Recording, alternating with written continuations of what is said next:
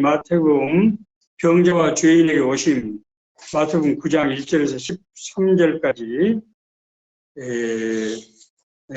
본문 말씀을 택했습니다. 내용상으로 보면 이제 중풍병자를 고치신 기사, 그리고 세리를 부르신, 마태를 부르신 두 가지 기사를 한데 묶어보았습니다. 자, 우리 그러면은 먼저 9장 1절에서 8절 중풍병자를 고치신 부분 우리 함께 읽도록 하겠습니다. 시작. 예수께서 배에 오르사 건너가 본 동네에 이르시니 침상에 누운 병자를 사람들이 데리고 오거늘 예수께서 그들의 믿음을 보시고 중풍병자에게 이르시되 작은 자야 안심하라 내 죄사함을 받았느니라. 어떤 서기관들이 속으로 이르되 이 사람이 신성을 모독하도다. 예수께서 그 생각을 아시고 이르시되 너희가 어찌하여 마음에 악한 생각을 하느냐. 내 죄사함을 받았느니라 하는 말과 일어나 걸어가나 하는 말 중에 어느 것이 쉽겠느냐. 그러나 인자가 세상에서 죄를 사하는 권능이 있는 줄 너희로 알게 하려 하노라 하시고 중풍병자에게 말씀하시되 일어나 내 침상을 가지고 집으로 가라 하시니 그가 일어나 집으로 돌아가거늘 우리가 보고 두려워하며 이런 권능을 사람에게 주신 하나님께 영광을 돌리라. 아멘. 예. 오늘 이 말씀을 읽으시고 느끼시는 것 또 하고 싶은 말씀 있으면은 먼저 좀 간략하게 해주시면 좋겠습니다.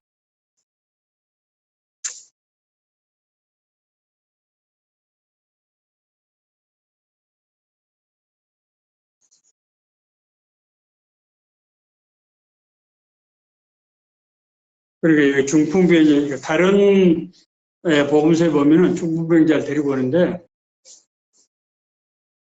사람들이 너무 많이 온 집에서 침상을, 그러니까 중풍병자를 둘러맨 침상을 들고 그 군중들을 다 해치고 들어올 수가 없어서 이걸 지붕을 뜯고 그것이 위에서 내려가지고 중풍병자를 이제 예수님의 고침을 받잖아요. 그러니까 그걸 보면 물론 친구들의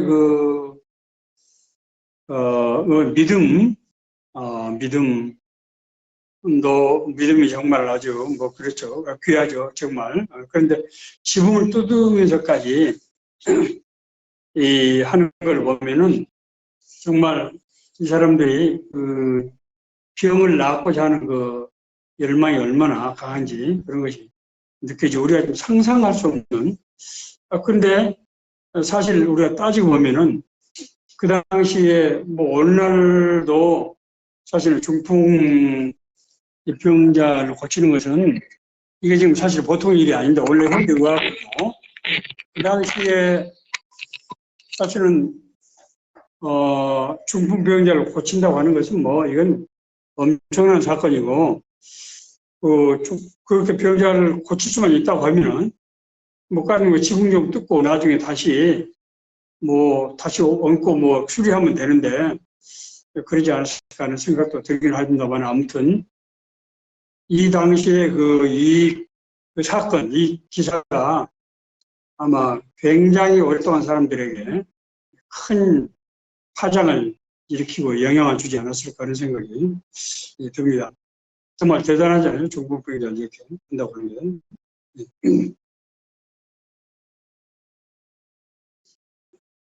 저도 하나님의 그런 은혜를 받고 좀, 육신의 약함 치유도 받고 그랬습니다만은 지금 생각해 보면은, 이야, 그때는 그냥, 모르고, 내가 기쁘다고 생각만 했는데 지금 생각해 보면은, 아니, 어떻게 사람이 그런 그 마음의 질병이 그 순간에 그냥 치유되고, 저는 그 뒤로 그런 것이 거의 없거든요. 그러니까 그때 제가 만약에 그런 병을 치료받지 못했으면은, 지금 이상한 사람이 됐겠죠. 형편없는 사람이 됐겠죠.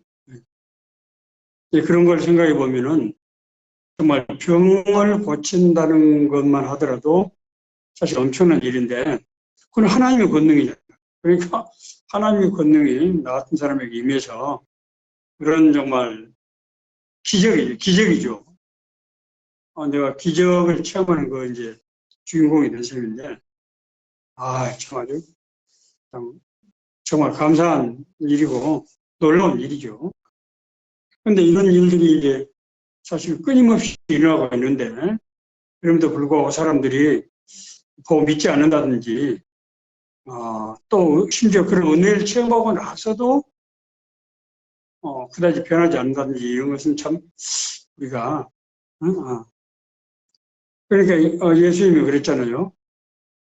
그 나병 환자 10명을 치유하잖아요. 그런데 9명은 그냥 다 가버리고 한 명만 누워서 돌아와서 감사하다고 인사를 하지 않습니까?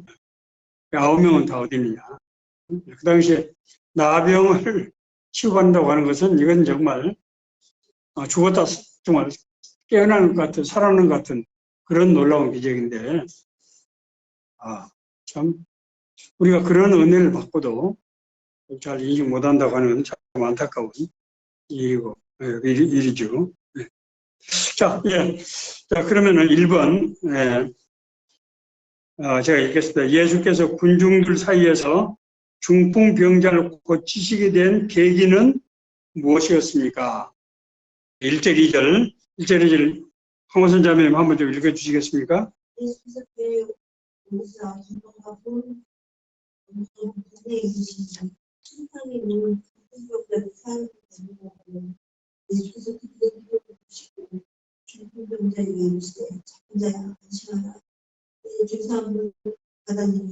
예, 중풍병자를 예수님께서 고치시게 된 계기, 이는 뭐였습니까? 예, 사람들이 중풍병자의 침상에다 뉘어가지고, 침상채, 이 사람이 거동을 전혀 못한 사람이니까, 예, 데리고 온 거죠. 아까도 우리 잠깐 얘기를 했습니다만은, 그거 데리고 와서 사실은 뭐, 여기는 자세히 안 나와 있습니다만, 다른 복음서에는 지붕을 뜯고, 줄로 내려서 예수님 앞에서 치유를 받게 하는데,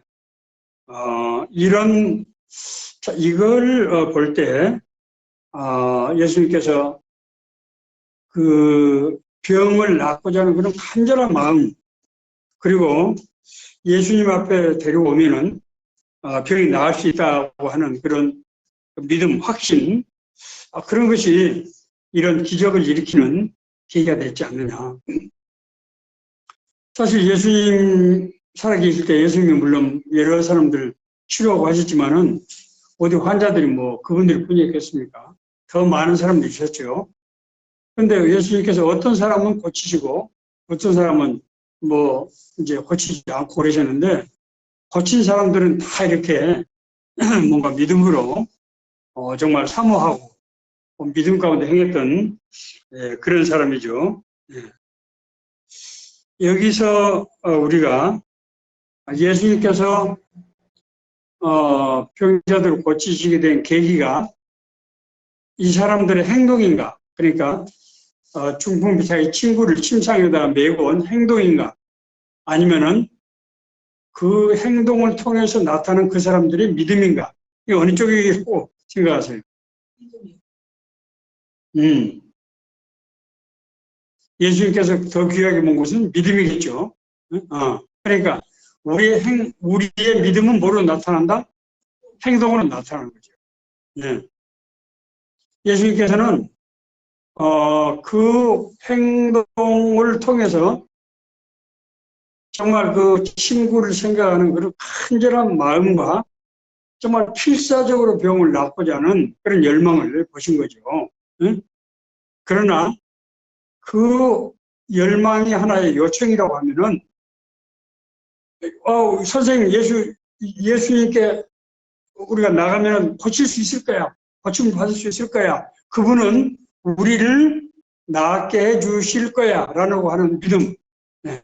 그것이 사실은 결정적인 계기가 된 거죠. 네. 그러니까 단순히 데리고 왔기 때문이 아니고, 그런 열정이 아니고, 그런 열정을 가능케 한 믿음. 그거죠. 그런 열정을 가능케 한 믿음, 그것이 이제 예수님을, 하나님을 움직이는 그런 계기가 된 겁니다. 참, 정말, 그래서 우리 안에 어떤 하나님 은혜에 대한 사모한 마음을 갖는다는 것이 정말 얼마나 귀한 일인가, 그런 생각을 하게 됩니다. 그래서 우리가 예수님을 볼 때 병을 고치는 분이 아니고 병을 고치는 권능을 가지신 분. 네, 우리가 이것을, 우리가 병을 고치시는 분이라고 생각하면은 우사하죠. 그러나 병을 고치시는 권능을 가지신 분 하면은 의사를 넘어서 하나님의 능력과 권세를 가지신 분, 이렇게 되는 거죠. 그것은 뭐 얼핏 생각하면 그 말이 그 말인 것 같고 마치 무슨 뭐 말로 현란하게 하는 것처럼 보이지만 사실은 굉장히 다른 문제입니다. 이건 아주 신앙의 근본적인 문제예요. 예수님을 병을 고쳐 나의 삶의 문제를 해결해 주는 분으로 보느냐, 아니면은 나의 삶의 문제를 해결할 수 있는 권능을 가지신 분이냐. 그러면 나에게 임하는 것은 병 고침이 아니고 병을 고치는 권능이 나에게 임한 거죠. 그래서 병 고침과 병 고침의 권능은 사실은 그것이 통계는 안팎처럼 보이지만 그런 것이 아니고 권능이라는 것이 훨씬 큰 거죠. 병을 고칠 수 있는 권능이 있다고 하면은 다른 권능도 있겠죠. 나의 삶을 주관하고 인도하시고 내 삶 가운데 하나님 나라를 이루시는 그 권능이 있는 거예요. 이것은 병 고치는 것을 훨씬 초월하는 그런 큰 능력이고 그런 은혜고 역사고 그런 것이죠. 자, 그래서 우리가 기도 응답을 제가 여러 차례 반복하는데 우리가 기도 응답을 받았다, 병 고침을 받았다 할 때 우리의 감사와 그 은혜는 우리가 뭐 하나님 문제가 해결된 것이 아니고 하나님이 나와 함께 하셨다, 하나님 나에게 역사하셨다, 그러므로 하나님께서 앞으로도 계속 나를 이끌어 가지고 나에게 역사하실 것이다, 이거죠. 이것은 어찌 병 고치는 것과 이것을 같이 생각할 수가 있겠습니까? 엄청난 차이가 있고 이것은 아주 본질적인 그런 문제죠. 그래서 우리가 병 고침 자체에 초점을 맞추는 그런 신앙에 머물러서는 안 되겠다, 그런 의미입니다. 자, 2번, 예수께서 중풍병자를 고치시면서 내 죄사함을 받았느니라고 하셨습니다. 이 말씀에 대한 어떤 서기관들의 반응은 어떠했습니까? 그 이유는 무엇입니까? 예수님께서 작은 자의 안심하라, 내 죄사함을 받았느니라 라고 얘기했더니 거기 서기관들이 어떤 반응을 보였습니까? 이 사람이 신성을 못 얻은 거예요. 아니, 하나님의 권능을 하나님밖에 할 수 없는 일을 지금 이 사람이 하는구나. 그러면 이제 반응을 보였죠. 자, 우선 서기관은 어떤 사람입니까, 당시에? 서기관은 성경 말씀을 기록하고 그것을 책으로 편찬해내는 정말 중요한 직책이에요. 또 그 사회에서 율법을 이제 운영하는 그런 사람이에요. 왜냐하면 그 당시에는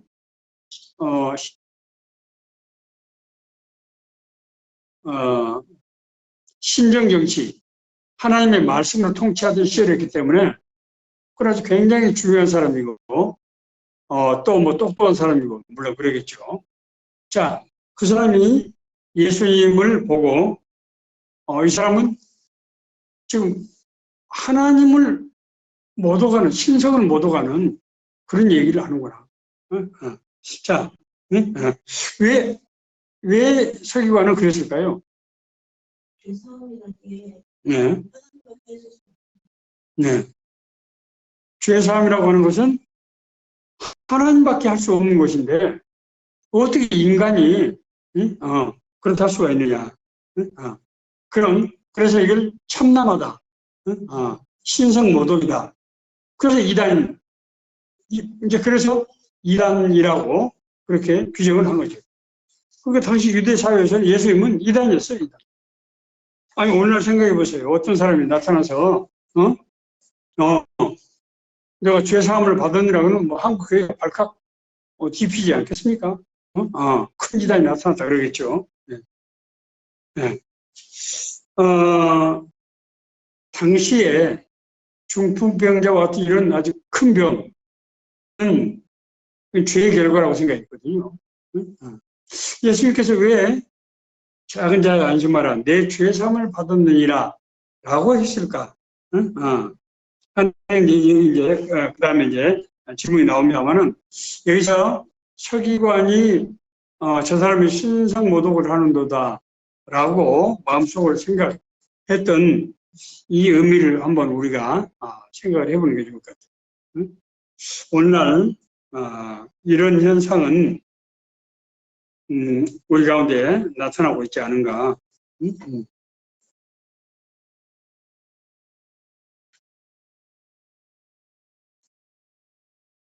어떤 사람들이 이런 신앙을 가지고 있나요, 되게? 예. 신앙상 모독적인.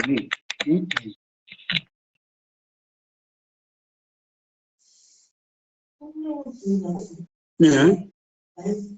말씀을 지키려고 스스로 잡아내고 그리고 다른 사람이 신앙을 인정하고 예. 지금 이제 강무선 자매님 좀 말씀하신 대로 성령의 역사를 부인하는 그런 요즘도 지금은 뭐 많이 뭐 좀 바뀌었다고는 생각이 듭니다만은 아직까지 그런 일부 신앙관을 가진 그런 분들이 없지 않죠. 예, 하나님의 능력, 하나님의 권능을 제한하는 것입니다. 하나님은 천지 만물의 창조자이시고 인간의 생사복을 주관하시고 역사를 주관하시는 분인데 하나님의 능력을 이제 제한 예수님이 예수님의 말씀을 능력을 제한하고 이제 그런 풍조들이 아직까지 있다는 거죠. 그래서 하나님께서 우리에게 어떤 주신 그 어떤 은혜의 결과 그런 것에 집착하는 경우에 이런 오류를 범할 수 있다고 생각이 됩니다. 3번 예수께서 병을 고치시면서 내 죄사함을 받았느니라고 하신 이유는 무엇입니까? 왜 예수님은 내가 병 고침을 받으라라고 하신다든지 받았다 그렇게 말씀을 하시는 것이 옳을 것 같은데 왜 내 죄사함을 받았느니라 라고 하셨을까요?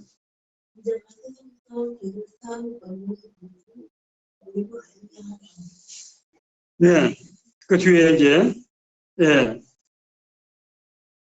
6절에 나와 있죠. 그러나 인자가 병 고치는 권세를 가진 사람이라고 하는 것을 알게 하신. 자, 여기서 인자라는 지금 단어가 나오죠. 우리 지난 시간에도 인자에 대해서 다니엘서 7장 12절에는 그 인자라고 하는 것을 말씀드렸습니다만 그 인자는 하늘의 권세와 능력을 가지고 이 땅에 내려온 그런 사람, 그러니까 하나님의 사람이죠. 메시아를 말하는 거죠. 예수님께서 자기 자신 얘기하면서 인자라는 표현을 몇 차례 쓰시는데 그런 의미로 지금 그런 의미가 함축된 뜻으로 그렇게 지금 쓰신 것이죠. 자, 왜 그런다 그러면은 내가 죄 사함을 받았느니라고 말씀을 하셨을까요? 왜 그렇죠? 예. 죄를 죄 때문에 이루어진 거라서 예. 영적으로 예수님은 그걸 살리시니까 예. 죄 사함을 주신 것 같아요. 예. 예, 강우선 자매님 아주 굉장히 중요한 지금 말씀해 주시는데, 여기서 내 죄 사함을 받았느니라고 말씀하신 것은, 기본적으로 두 가지 의미가 있는데 아주 굉장히 심오한 의미가 있다는 거죠. 첫째는, 죄사함을 받으리라 하시면서 병을 치유해 주시죠. 그러니까 그건 확실히 치유의 의미가 있다. 예.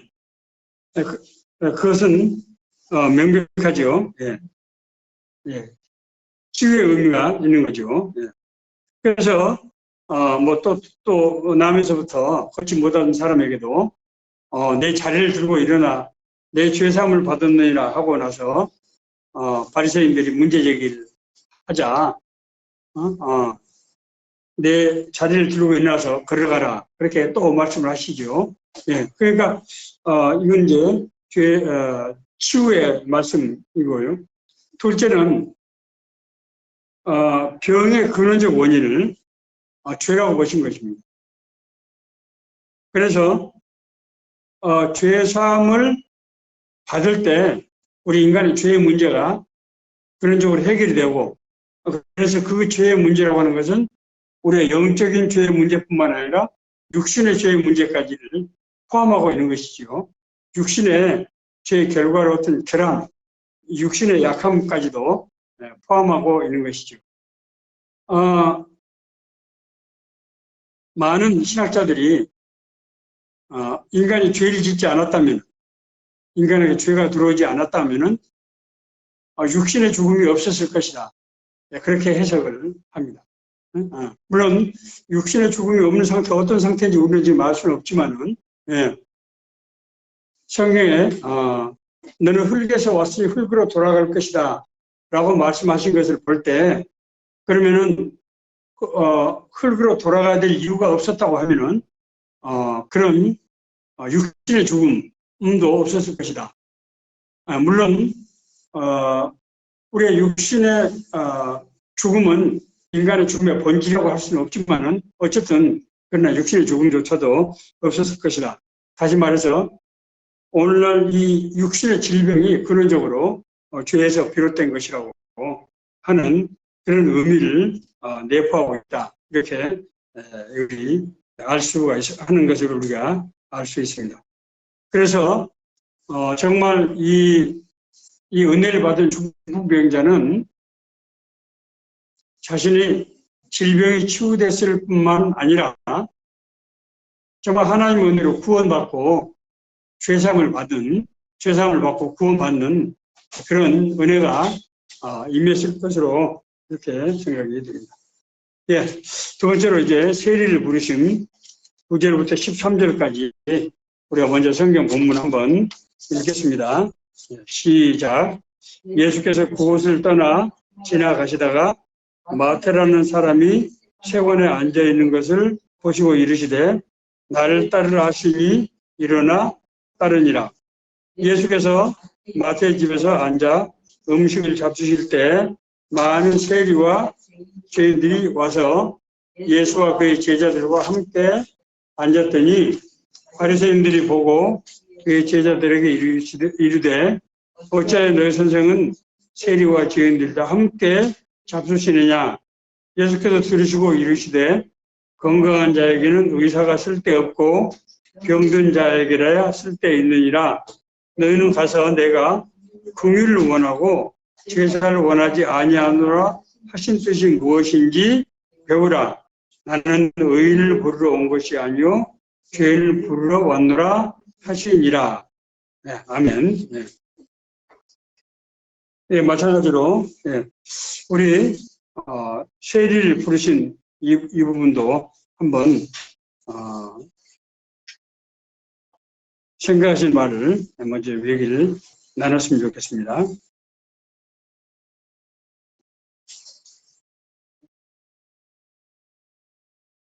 예수님께서 나를 따르라 하신 많은 제자들이 생겼는데 예.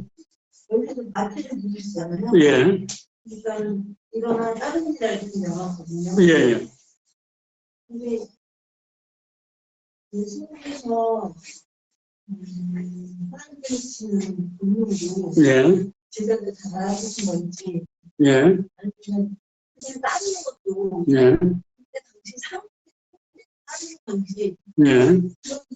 근본적인 좀 문제가 있습니다. 예. 어떻게 중간으로 그냥 예수님을 따르는 신기하고 예, 따를 수 있는가. 예, 그렇죠. 네. 뭐, 갈릴리 제자들 또 보면은,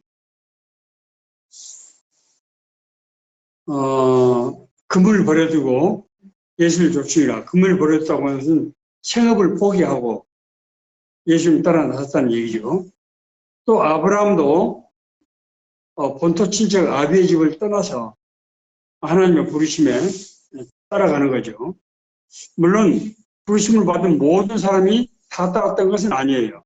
마태복음에 보면은 돈 많은 부자 청년이라든지 또 무슨 장사 아버지를 장사하고 내가 따르겠습니다. 이렇게 유보적인 태도를 보였던 사람들도 있어요. 그런데 지금 말씀대로 어떻게 예수님이 부르신다고 해서 그 당시에 세무공무원이면은 물론 유대인들 사이에서 인기가 없고 욕을 먹는 그런 직업이긴 했지만은 사실은 로마의 조세권을 행사하는 아주 중요한 직책이고 그런데 그냥 그것을 버려두고 따를 수가 있는가 이렇게 이제 생각할 수가 있겠죠.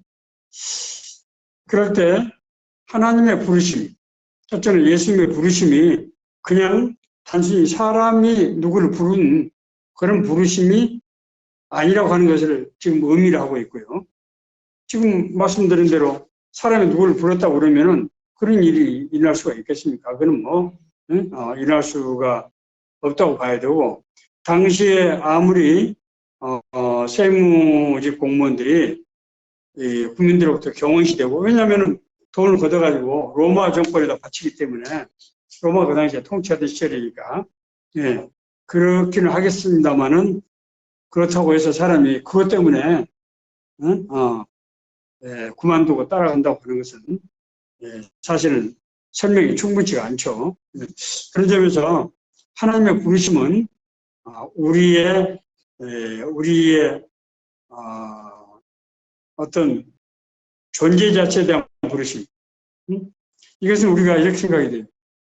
하나님의 부르심이 우리에게 구원의 은혜로 이어지는 바로 그런 것과 같은 현상이다. 그렇게 생각이 됩니다. 우리가 구원받는다고 하는 것은 하나님께서 우리를 미리 아시고 우리를 택하시고 부르시고 우리 어렵다 하시는데 우리가 그 부르심에 따라야 되는 거잖아요. 하나님이 부르신다고 하더라도 그때 우리 심령 속에 하나님의 부르심을 받았을 때 또 강한 이끌림이 작동되는 거죠. 그것이 하나님의 절대적인 은혜가 이 마태에게도 그렇게 임한 것이다. 이렇게 봐야 될 것이 아닌가 생각이 듭니다. 자, 4번 제가 한번 읽겠습니다. 마태는 당시 관세 업무를 담당하는 공무원이었습니다.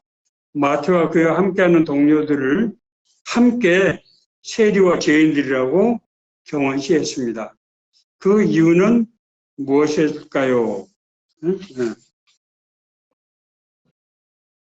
마태와 그 동료들을 여기 오늘 성경 말씀에도 세리와 죄인들이라고 이렇게 표현이 지금 되어 있단 말이에요. 이것은 뭐 정말 깔보고 또 욕하고 무시하고 그런 정말 좋지 못한 그런 표현들이죠. 예.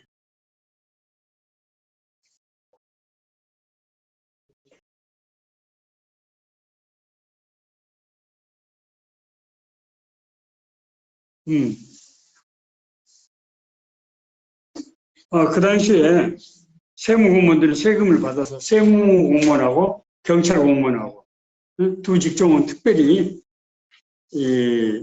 같은 동료들에게 굉장히 따돌림 받고 경원시 되었던 그런 직업이겠죠. 예. 그래서 유대인들에 대한 민족적 감정이 매우 그 공직자들에 대해서 로마의 앞제비가 되는 공직자들에 대해서 굉장히 부정적이었다. 그래서 죄인들이다. 이렇게 표현이 지금 되어 있죠. 자, 그 다음에 이제 중요합니다. 5번. 예수께서 마태를 부르실 때 날 따르라 하시니 일어나 따르니라고 표현된 것을 볼 때 곧바로 예수님을 따랐다는 것 같습니다. 자신의 직업에 충실했던 마태가 예수님의 부르심에 즉각 순종한 이유는 무엇으로 sem을 뒀었습니까? 방금 우리가 지금 나눴던 얘기가 바로 이런 이유 때문이었던 것 같습니다. 하나님의 부르심은 절대 부르심이라고 하는 것이죠. 그 부르심이 우리 심령 속에서 역사하기 때문에 정말 그 감격과 감사와 은혜로 우리가 강한 이끌림을 받는다고 하는 것입니다. 하나님의 음성을 들어보신 분들은 아실 텐데 하나님의 음성을 들은 순간에 바로 압니다. 아, 하나님 나를 부르시는군. 마음속에 말할 수 없는 평안함, 그리고 어떤 강한 이끌림, 그리고 강한 확신, 이런 것들이 가슴에 충만하게 돼서 그냥 믿어지고 따르게 되는 거죠. 물론 우리가 그렇지 않은 사람도 성경의 사례를 보았습니다만은 하나님의 부르심 자체가 그런 우리 영혼을 부르시는 그런 영적 부르심이라고 하는 것을 이해할 필요가 있겠습니다. 자, 6번. 예수께서 세리들과 죄인들과 함께 식사하시는 것을 본 바리새인들은 어찌하여 너희 선생은 세리와 죄인들과 함께 잡수시느냐 라고 제자들을 책망했습니다. 이들이 이렇게 예수님을 책망하는 이유는 무엇이며 이들의 문제는 무엇입니까? 어째 너희 선생님은 같이 상종해서는 안 될 세리와 죄인들과 함께 잡수시느냐?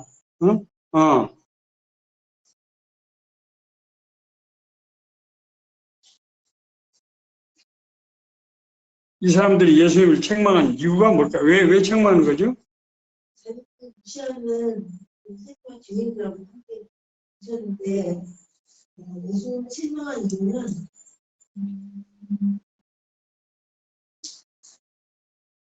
예수님께서 건강할 병든 자에게 의사 하고 또한 내가 불리로 하고 제사로 오는지 아니하는 무엇인지 이해가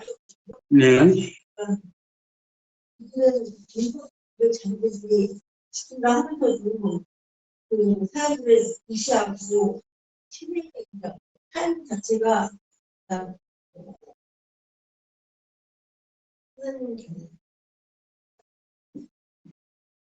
선민 사상이 있었던 것 같아요. 당시 유대 사회에서는 세리와 죄인들과는 같이 상종을 하지 않고 분리하는 것이 하나의 관습이었죠. 그런 상황에서 민중들로부터 아주 정말 큰 지지를 받는 예수님께서 죄인들과 함께 식사하는 것을 문제 삼은 거죠. 너희 선생은 정말 이단 아니냐?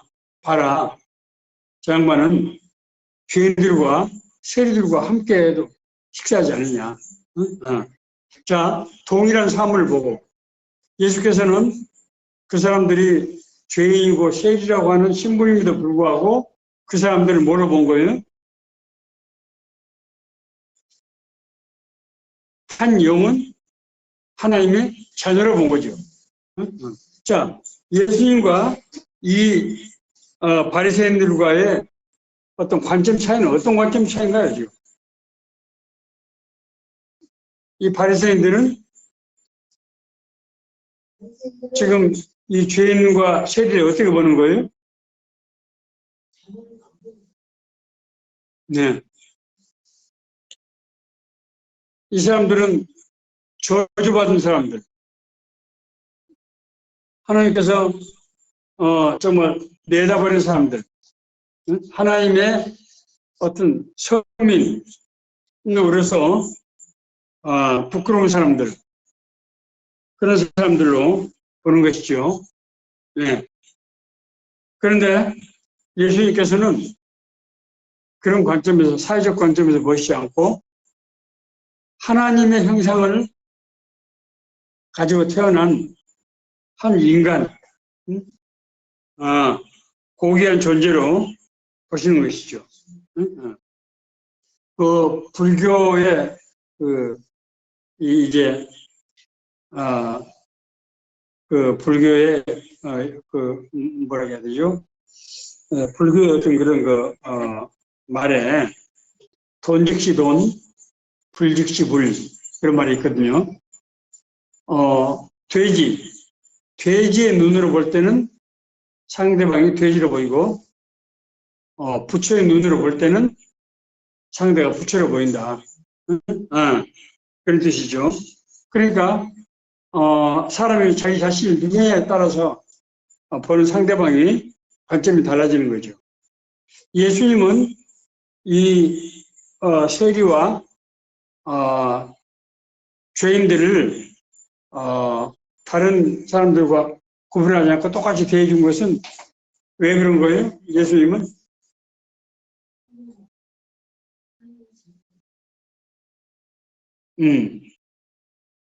하나님의 자녀로 보는 거죠. 왜 하나님의 자녀로 볼까요? 다른 사람들은 하나님의 자녀로 보지 않는데, 하나님께 떨어져 나간 사람으로 보는데.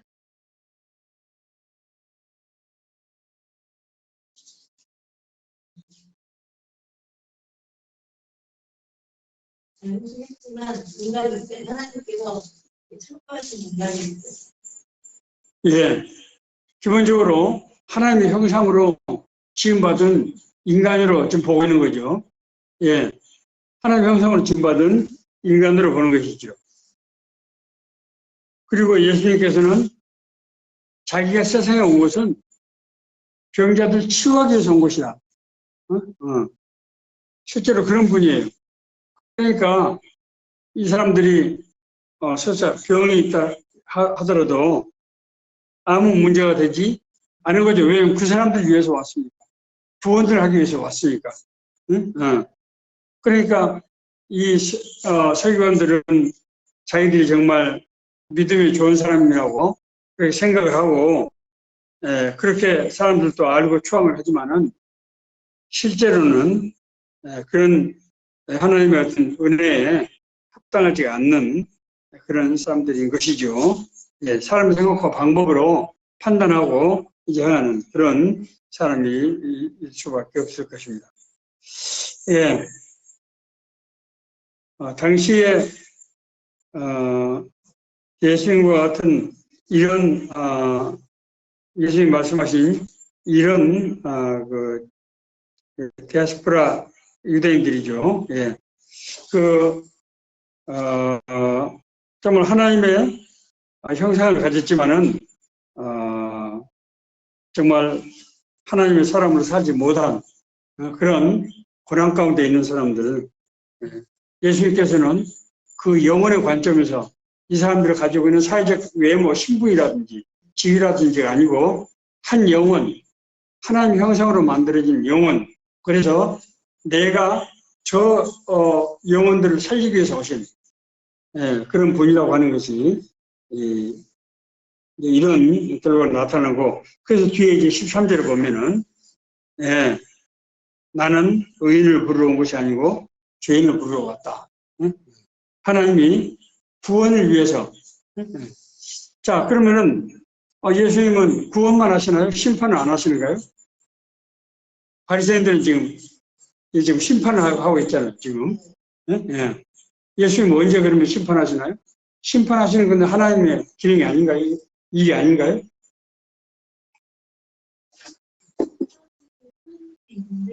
예.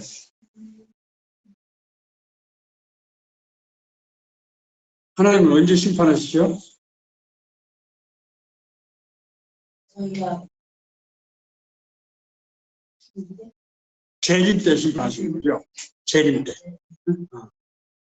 우리가 이제 죽을 때 심판하는 것은, 그 심판은 하나님이 심판하신다기보다도 죄인의 사람은, 어둠에 있는 사람은 어둠 쪽으로 가게 되는 것이고, 마태복음 3장 16절에서 18절 얘기 아닙니까? 빛 가운데 있는 사람은 빛으로 가는 것이고, 그것이 심판이다, 그렇게 얘기하고 있죠. 그 심판은 재림의 심판이 아니에요. 나중에 우리 어떤 삶에 대한 심판은 언제 이루어지는 거예요? 예수님께서 재림하실 때. 우리가 부활 재림할 때. 그때 이제 심판이 이루어진다. 성경은 그렇게 말씀하고 있습니다. 예. 자, 7절. 7절 읽겠습니다. 예수께서 나는 의인을 부르러 온 것이 아니요 죄인을 부르러 왔다고 말씀하셨습니다. 이 말씀의 의미가 무엇인지 생각해 봅시다. 예. 스스로 의인이라 하는 자는 아니고 예. 스스로 죄인이라는 걸 인정하고 예. 그리고 예수님을 따를 때 예수님께서 인도하십니다. 예. 자, 예수님이 사람의 모습을 입고 오신 하나님이잖아요. 그 초림이 이제 지금부터 2000년 전에 지금 오신 거 아닙니까? 그렇죠? 그때 오시면서 뭐라고 말씀했습니까? 회개하라, 천국이 가까이 왔느니라. 그렇게 말씀하셨죠. 예.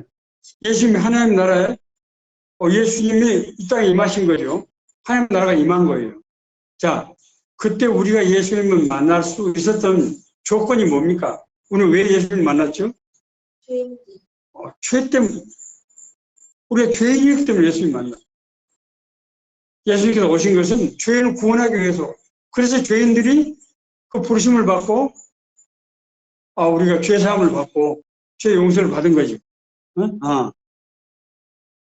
만약에 그때 자기 자신을 죄인이라고 생각하지 않은 사람이 있었다고 하면은 그 사람은 구원을 받았습니까? 못 받았습니까? 구원 받지 못하죠. 자, 여기서 이 바리새인과 예수님의 관점이 완전히 달라진 것을 볼 수가 있죠. 바리새인들은 자기들은 죄인이 아니라고 하는 거거든요. 자, 만약에 자기들이 죄인이라고 생각했으면은 다른 사람들을 죄인과 세리들과 어떻게 식사를 하느냐 하는 얘기가 성립이 안 되겠죠. 죄가 없다고 말하는 사람은 구원을 받을 수가 없어요. 이건 아주 참으로 의미심장한 얘기입니다. 우리의 구원은 우리가 죄인이라고 하는 고백에서부터 시작되는 거죠. 예. 그래서 사실은 이제 우리 구원은 물론 하나님의 절대적인 은혜로 하나님의 초청으로 우리가 구원받은 거잖아요. 그런데 자 그러면은 로마서 8장 이제 29절 30절 보면은 하나님 우리를 미리 아시고 우리를 택하시고 우리를 부르시고 우리를 의롭다 하시고 우리를 영화롭게 하신다. 29절 30절 하나님 우리를 미리 아셨단 말이에요. 미리 아셔서 좋아요. 두 번째 하나님께서 우리를 부르셨어요. 부르시고 택하시고 의롭다 하셨어요. 그러니까 우리를 의롭다 하시기 위해서 우리를 택하시고 부르신 거죠. 그러면은 우리가 죄인이 아니라고 하면은 어떻게 됐겠어요? 거기서 택하심과 부르심의 그것이 없어지겠죠. 자, 근데 우리가 이제 신학적으로 볼 때 우리가 우리를 택하시고 부르심에 따라서 우리가 이제 의롭다 하심을 받게 되는데 사실은 그 사이에 그러니까 하나님 우리 부르심과 우리 의롭다 하심 사이에 사실은 뭐가 있는가 하면 죄 회개가 있는 거예요. 물론 하나님의 절대적인 은혜로 우리가 구원 받았지만은 우리가 구원 받은 사람이 구원을 받는 조건에 뭐가 있다고요? 죄 회개. 죄 회개라는 건 뭐가 죄 회개죠? 내가 죄인임을 인정하는 거예요. 내가 죄인을 인정하고 하나님의 부르심을 우리가 영접하는 거예요. 받아들이는 거예요. 그 두 가지가 시차를 두고 일어나는 것이 아니고 동시적으로 일어난다고 봐야 되겠죠. 그러나 신학적으로 그 두 가지 죄에 대한 어떤 고백과 영접이라고 하는 그 두 절차가 그 사이에서 포함되어 있는 것이죠. 다시 말하면 이루어지고 있는 것이죠. 물론 이제 조금 더 깊이 얘기를 하면은 그러면은 누구는 인정한 사람은 영접을 하고 인정 안 한 사람은 영접 못 하는데, 누구는 구원받고 누구는 구원 안 받느냐, 이렇게 말할 수도 있겠지만은, 사실은 그 부르심 속에는 뭐가 들어있다고요? 예, 우리 안에, 앞서 말씀드린 하나님의 부르심은 강렬한 이끌림으로, 내가 부르신 순간, 부르심 받는 순간, 내 죄에 대한 회개와 어떤 부르심에 대한 어떤 갈망, 너희를 생하시는 하나님이시니 자기의 기쁘신 뜻을 위하여 너를 소원을 두고 행하시라니, 우리 하나님의 부르심 음성을 들을 때 우리 안에서 구원받고 거듭나고 싶은 어떤 그런 강한 열망이, 이끌림이 우리 안에, 그 안에 포함되어 있다는 거예요. 그래서 하나님의 부르심은, 우리 구원의 부르심은 그런 절대의 부르심이기 때문에 금을 버려두고, 본토 친척 아버지 집을 버려두고, 내 일터를 버려두고 떠나주는 겁니다. 하나님의 어떤 영혼의 부르심. 네, 그런 뜻이 이제 이 안에 내포되어 있는 거죠. 예수께서 세상에 오신 것은 잃어버린 영혼을 구원하기 위해서 오신 것입니다. 그리고 때가 되면은 심판주로 오실 것입니다. 우리가 구원받는 것은 어려운 자들이기 때문이 아니라 죄인이었기 때문입니다. 그런데 내 자신이 죄인이어서 구원을 받았는데 왜 죄인과 세리들과 선생님을 같이 먹고 그렇게 마십니까? 라고 말하는 것은 자기 자신이 아직 구원의 은혜가 임하지 못한 거죠. 예. 자, 예. 오늘 우리가 병자와 죄인에게 오신 두 가지 우리 이제 말씀을 우리가 생각을 해봤는데, 이 말씀을 우리 삶 가운데 한번 적용을 해봤으면 좋겠습니다.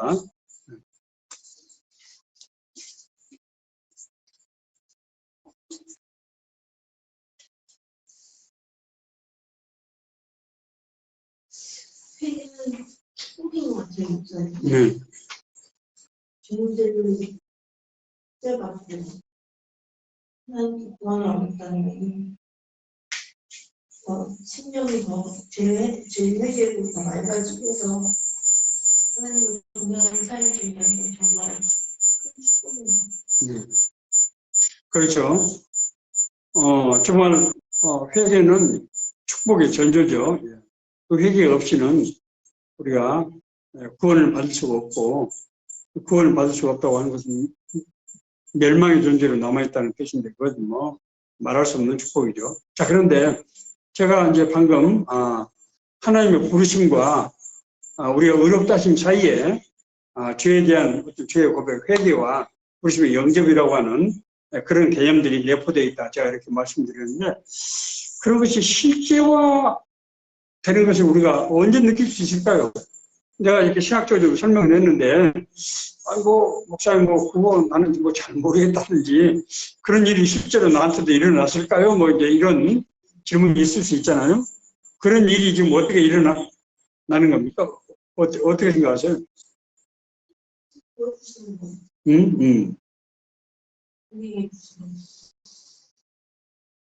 휴먼한 게, 어때요?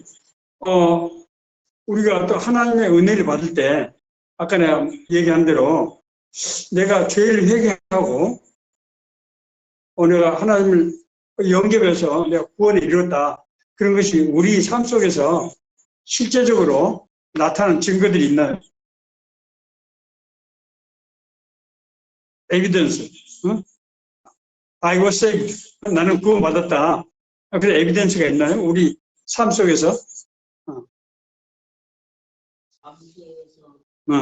우리 실제로 우리가 느낄 수 있는. 설명을 할 때쯤은 이렇게 마음이 뭐라 그럴까, 하나님에 대해서 이렇게 무슨 반만 열매 앞으로 하나님이나 이런 거 보면서 자, 수명이가 굉장히 중요한 단어를 얘기했어요. 갈망, 열망. 우리가 사실 하나님을 한 번도 본 적이 없잖아요. 그런데 우리가 정말 하나님 은혜가 굉장히 하고 그렇잖아요. 우리가 인간이 보지 못한 존재를 어떻게 이렇게 사모하고 할 수가 있을까? 내 마음속에, 심령 속에 어떤 강한 이끌림, 갈망이 있는 거죠. 그런 갈망이 있는 거죠. 또, 우리 속에서 하나님의 은혜가 임할 때 말할 수 없는 감격, 감동, 특히 이렇게 눈물, 그 눈물은 슬픔의 눈물이 아니고, 우리 어떤 객관적 환경 조건에서 오는 것이 아니고, 내 심령 속에서 어떤 강한 이끌림으로 나타나는 그런 것들이 있잖아요, 이렇게. 눈물이 나고. 그래서, 그런 눈물 통해서 우리 마음속에 이런 어떤, 역시는 고통, 그런 것들이 이제 사라지고 이런 현상이 나타난 거죠. 잠깐만요. 저 눈이 좀.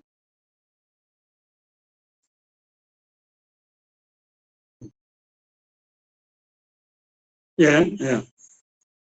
또 어떤 경우는 내적 확신이 있어요. 내적 확신. 어떻게 설명할 수는 없지만은 어떤 강한 확신이 있다고. 특히 이 강한 확신은 우리가 어려움을 당했을 때나 어떤 위기 순간에 아주 선명하게 나타나는 경우가 많습니다. 정말 하나님께서 함께 하시고, 그래서 우리 인간의 감각으로는 잘 느낄 수 없지만은 우리의 안에 내면적으로 그런 것들을 통해서, 내가 정말 하나님의 구원이 나에게 은혜가 임했구나 하는 것들을 이제 알 수가 있고, 그러면서 우리의 성품이 서서히 변화되는 그런 역사들이 이제 나타나는 거죠. 이제 그러면서 자연스럽게 더러운 것, 또 악한 것, 이런 것들이 싫어지고, 그런 것들이 부담스러워지고, 이제 그런 현상들, 이런 것은 이제 성화되어가는 과정에서 나타나는 현상들이라고 할 수 있는데, 그런 것들이 나타나는 것이죠. 예. 자, 오늘 이제 우리의 여기서 오늘 병을 치료받은 것은 이 중풍병자뿐이 아니죠. 예.